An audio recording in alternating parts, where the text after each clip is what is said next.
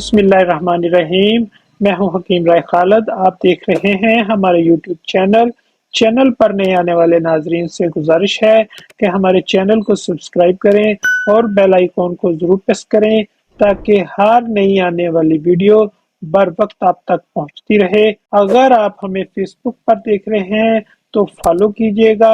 आज हम जो वीडियो आपके लिए बनाने जा रहे हैं वो है 18 की हकीकत और इसका इलाज।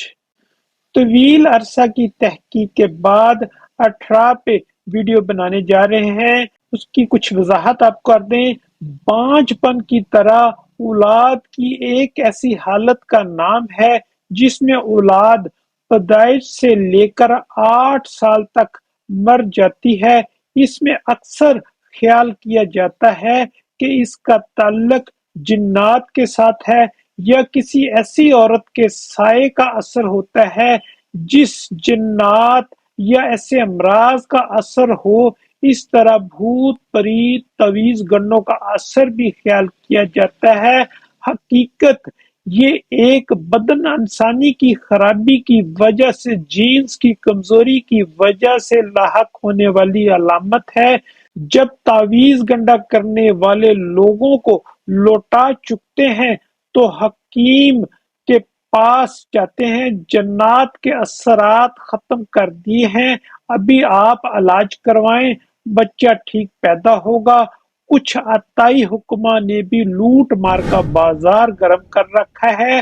अलामात के लिहाज से ऐसी औरतों का जब बार बार बगौर मुताला किया गया तो इनमें खास किस्म की अलामत पाई गई, जिसमें पेशाब में जलन और तंगी, हाथ पांव की जलन, नलों में जलन जैसे वहां जख्म हो, अक्सर कब्ज, खुश्की, पेट व रहम की जकड़न, रहम की खारिश, बाज को दाने फिंसियां भी निकलते हैं। तबीयत में गुस्सा, किसी भी बात का बर्दाश्त न होना, घर भर में नाराज रहना, बच्चा जो वजह हमल के दिनों में गिर जाता है या पैदा नहीं होता या पैदा होता है तो इसमें खून की इंतहाई कमी नजर आती है। सूखा, कमजोर, बाज के जिस्म पर दाने, पैरों और हाथों की जिल्द नीलाहट माइल, बाज बच्चों में सुजाक की अलामात भी देखी जाती हैं। बाज बच्चे की आंखों में स्याही फैली होती है।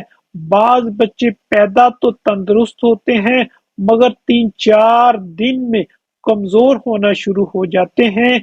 इलाज के लिए 18 का इलाज सुजाक के असूलों पर करना चाहिए और सुजाक का इलाज अमराज मखसूसा में से है जिससे हर मुआलिज व तबीब बखूबी वाकिफ है।